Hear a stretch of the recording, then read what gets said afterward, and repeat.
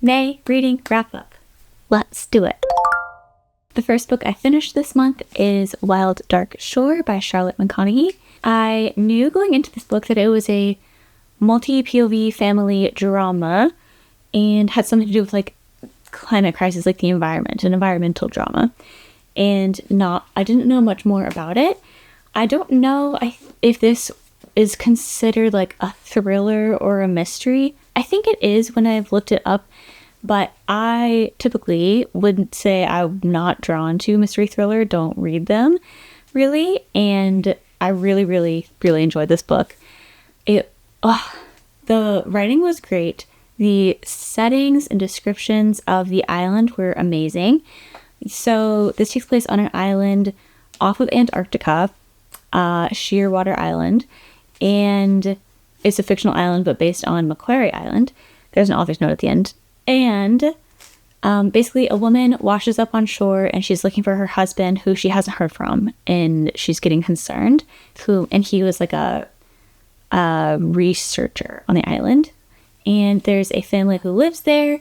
And the father is like just like groundskeeper. Like he helps with maintenance and just like keeping everything going on the island. And he has 3 kids who live there, but his wife has passed away. The whole book is just like eerie and atmospheric. It's very mysterious. Like they are suspicious of her, but she's suspicious of them. They're both trying to figure out like what's going on with each other.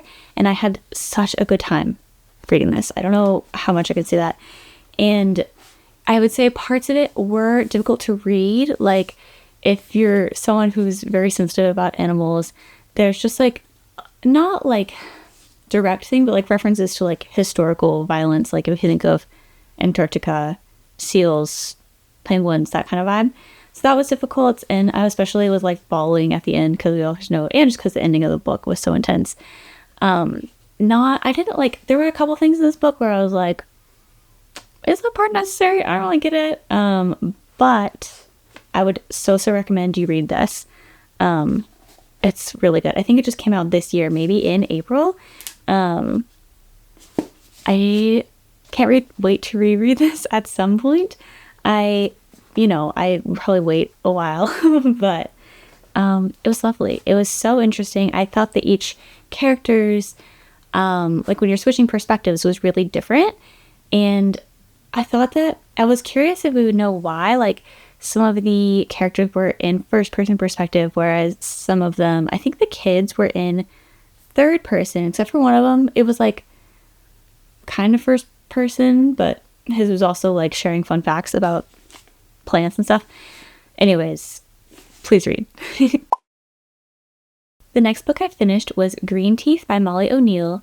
I read this from the library as an ebook, and I had waited weeks and weeks to get it in, and I was so excited.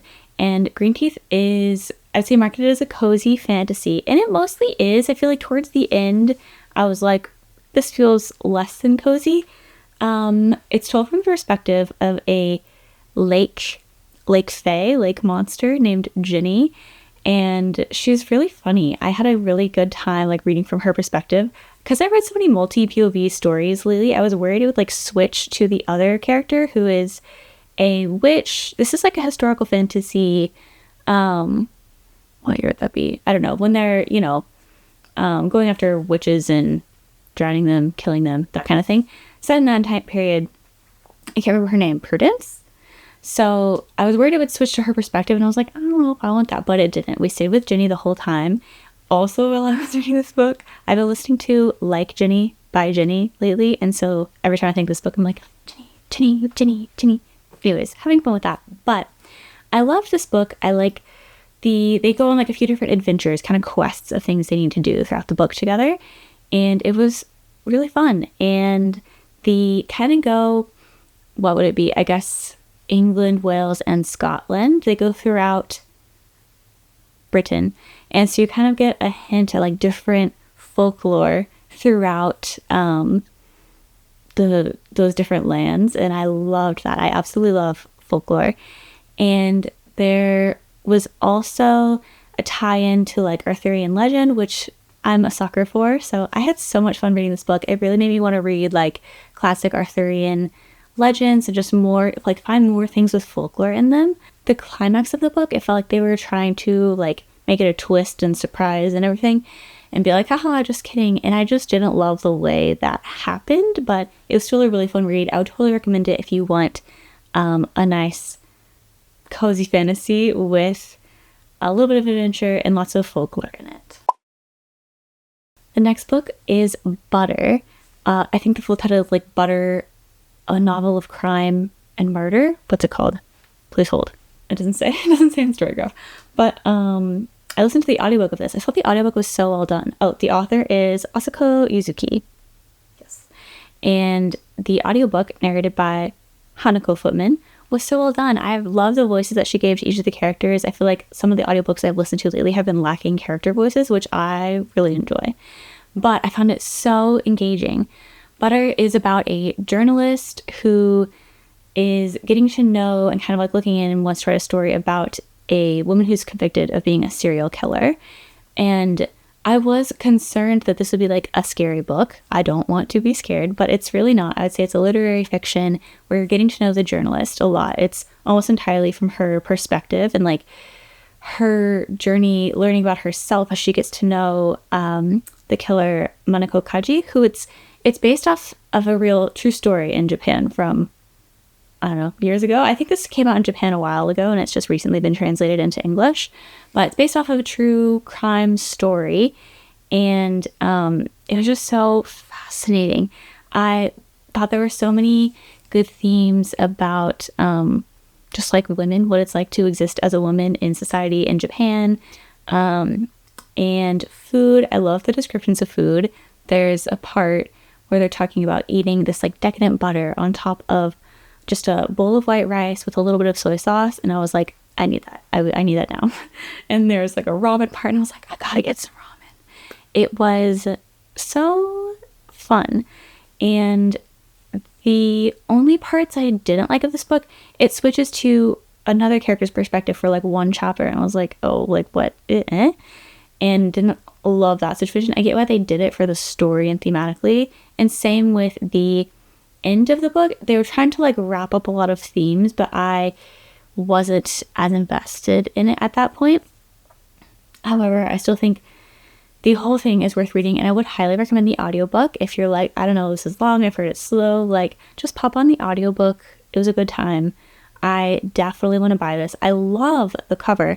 The like paperback cover, actually. I feel like the hardback cover is the same as the audiobook cover, where it's like a hand with a like covered platter, but the paperback cover is so beautifully designed. I just want to have it and look at it, and it's got like a cow and like blood, but then like the thing that says like butter. So good. So feel nice. Yeah, read Butter. I don't know if y'all can see her. I don't think you can. Oh, you could see her ears. Tortellini has joined us once again. It's her duty to be part of everything ever, while Ravioli sleeps in the corner. But Lini is very happy to be here with us. Anyways, the next book I finished this month is also Japanese literature.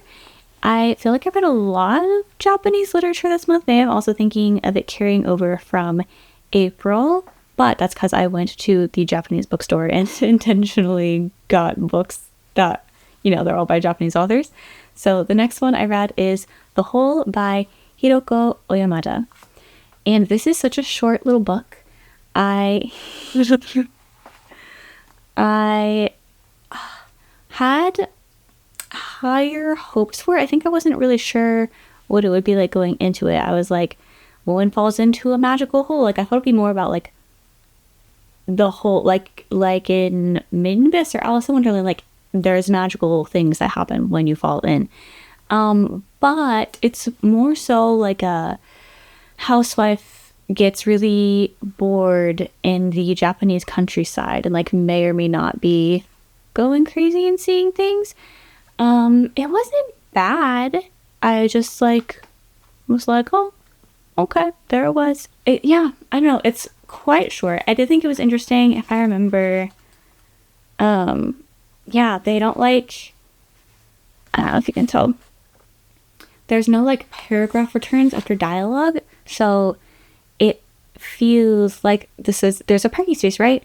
One, you're going to need it. Two, it doesn't, because there's no paragraph returns. I feel like that would make you naturally pause, but without them, I feel like I read faster and I have to think a little bit more about like, oh wait, who said that? What's happening? And it's just like, makes me feel like the conversations are happening quickly because of the way it's formatted, which I think is interesting when people do stuff outside of the standard conventions of formatting. Yeah, that's all I have to say about the whole. Okay, I also finished Under Lock and Key by Lana Ferguson. This is a romance book set in Scotland where a girl, Kiana, travels from America to reconnect with her estranged family, and Leanie's eating cardboard. Don't mind her if you can hear that. She's not eating it, she's just tearing it up. She likes to bite it. Anyways, Key travels to Scotland to find her estranged family, and while she's there, meets Lachlan. And I don't think it's a spoiler to say, I feel like it's pretty obvious, but he's the Loch Ness Monster. So the first part of the book is like a Hallmark movie. The middle is just spice. It's real spicy, gets a little out there. Yeah, I don't know what to say with that. And then the ending is like wrapping it up. This was fine. Most of the time I was like, this is fine, like Hallmark, whatever. I feel like the way, like at the end where they were like trying to make, conflict and drama happen, I was like, why are these people reacting this way? I don't understand. Like, your reactions don't make sense based on what happened earlier in the book. Like, you already knew all this information. Why are you upset? That's how I felt. I already gave it away at a book exchange for my book club. Not my book club, the book club I go to. They had a book exchange, so I brought this one. And I also brought the Berry Pickers because of like, I don't know, I'll just bring this in case anyone forgot to bring one so they can have one. My friend ended up with it, and I hope she likes it. I feel a little bit bad. Like, I feel like other people could enjoy it. This is the only pure romance book I've read. I did get another one from the book exchange, but so I'm like, it could just be me. It very well could just be me, but I didn't vibe with it. And I had some other book by her on my like TBR, not that I've like bought, but like I was like, oh, this sounds interesting, and I was like, no, I just didn't love it. I didn't love the writing. Yeah, let me know if you've read it. I'm curious what other people think about it. I also finished A River Enchanted by Rebecca Ross. This is a fantasy. I feel like I had it pitched maybe as a romantasy. I would say it's like a fantasy with romance elements. Also Scottish. I've got a Scottish theme going on. Green Teeth, Under Lock and Key, River Enchanted. I also started a book that I didn't finish this month, the Scottish theme, but anyways. A River Enchanted. It was fine. Also, like, I think I really liked the first chapter. I was like, oh, I'm intrigued. Like, I love the vibes. I want to be in Scotland. Like, I was with it in the beginning, and then as it went on, I was just like, I don't care about anything. I will say some of the descriptions were really good. Like, I really enjoyed some of the writing in there. I wonder if I saved it. I feel like I saved some of the quotes somewhere, maybe on my computer, but basically I liked like some of the descriptions of like songs. Like, the main character, I would say, is a bard, and he's singing songs to like the water spirits, earth spirits, and so I liked some of like the lyrics in those songs. I thought they were really nice and lyrical and descriptive, but most of it was just kind of like not invested in and didn't care about. And I did like the like relationship, watching it develop between, I can't remember their names, but the like guard character and his wife, the like herbalist healer lady. I thought that was really nice. I liked the part where she was like angry gardening and like processing her emotions and battling her negative self-talk. I was like, good for you, girl. I was not planning on reading the sequel, but at the end of the book they have like, so a lot of times it'll be like the sequel or another book by the author or whatever. I'll often read those because I just like keep going. And they had like the first chapter or something of the sequel, which is like a fire something, and it was from the perspective of like some kind of spirit, like a wind spirit or something. And I was like, oh no, I'm intrigued. So I think I will probably read that at some point, but I'm not like yearning, burning to read the sequel. I wouldn't have unless I had read that chapter.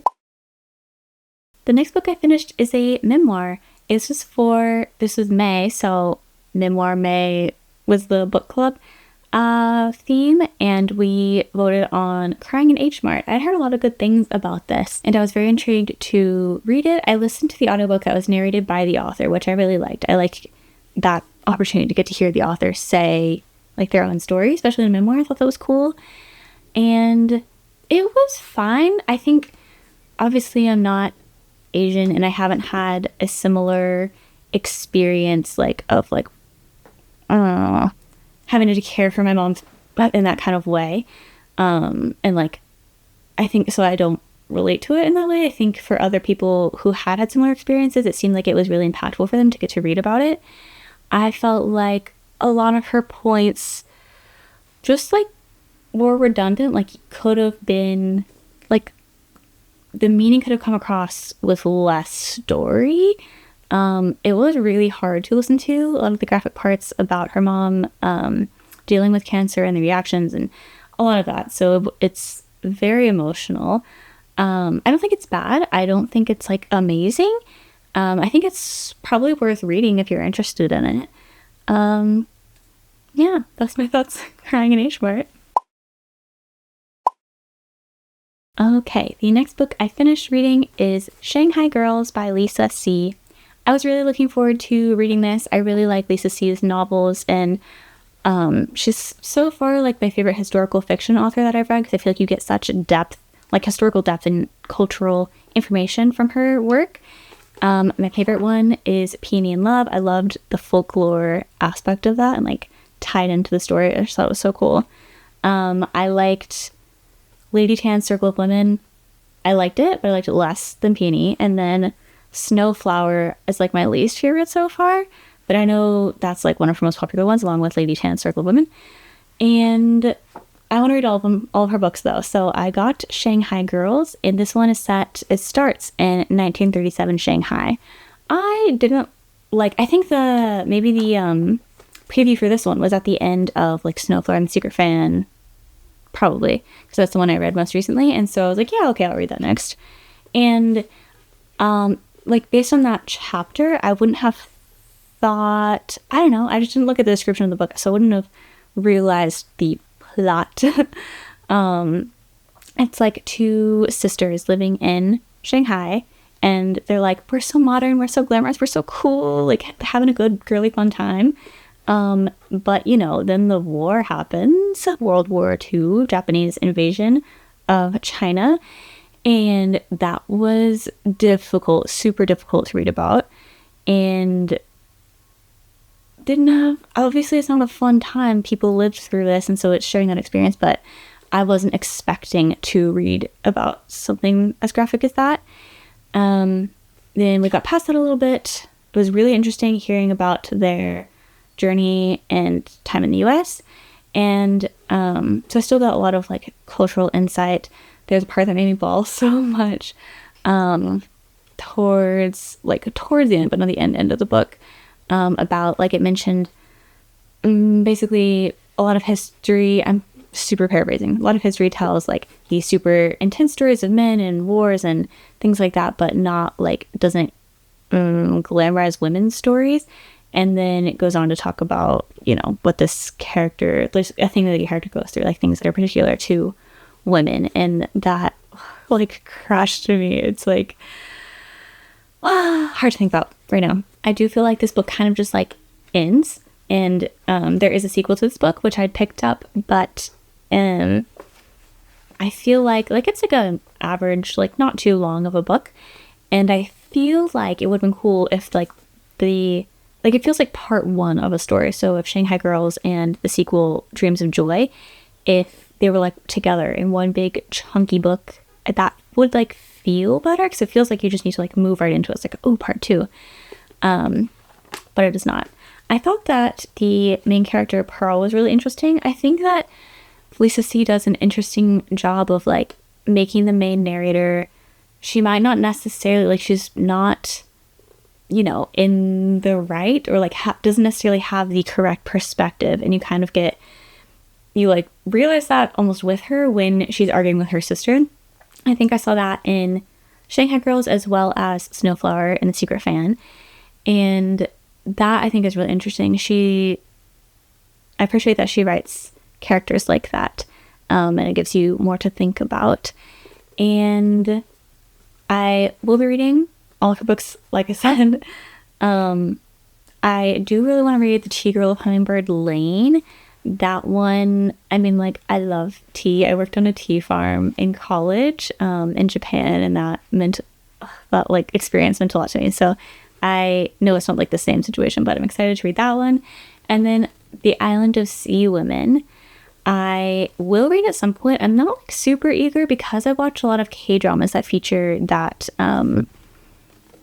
setting. I think it's on Jeju Island with the women divers. Anywho, Shanghai Girl.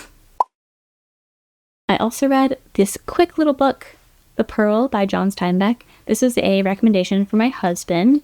I wanted to do a better job of reading books that we have. I have some books I haven't read, but there's also he has so many books that I've never read before.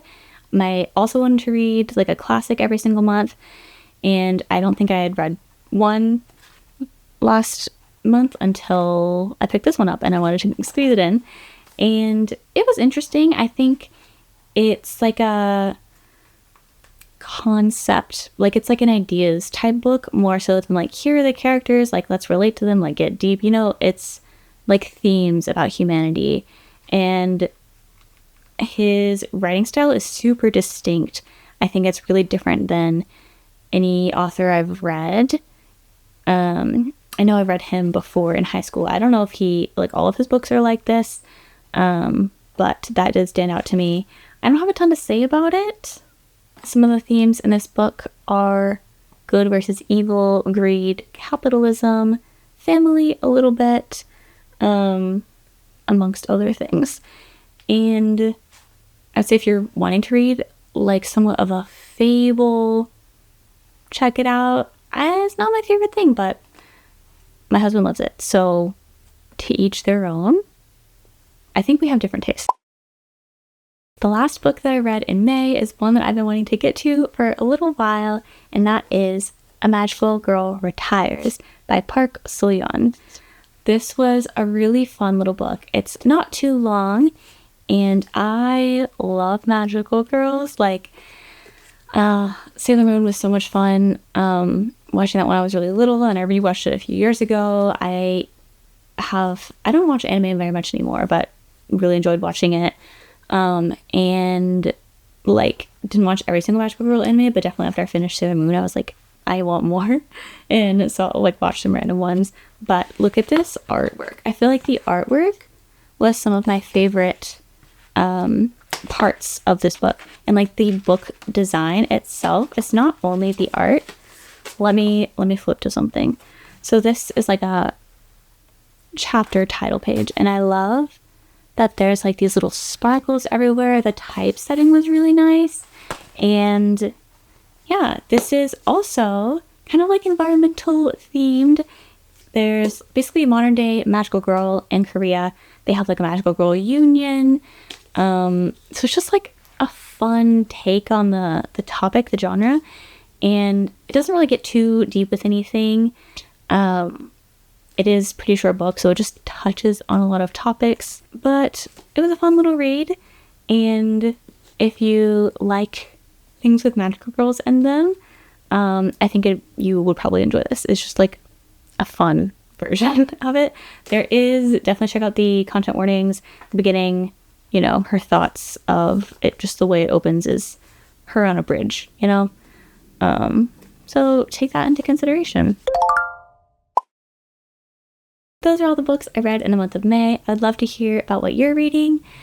Stay tuned for some more videos to see things that I'll be reading soon. I have a book haul coming up and a reading vlog that I'm planning. I would love to chat about books down in the comments. Have a wonderful, wonderful rest of your day. Go read some books, and I'll see you later. Bye!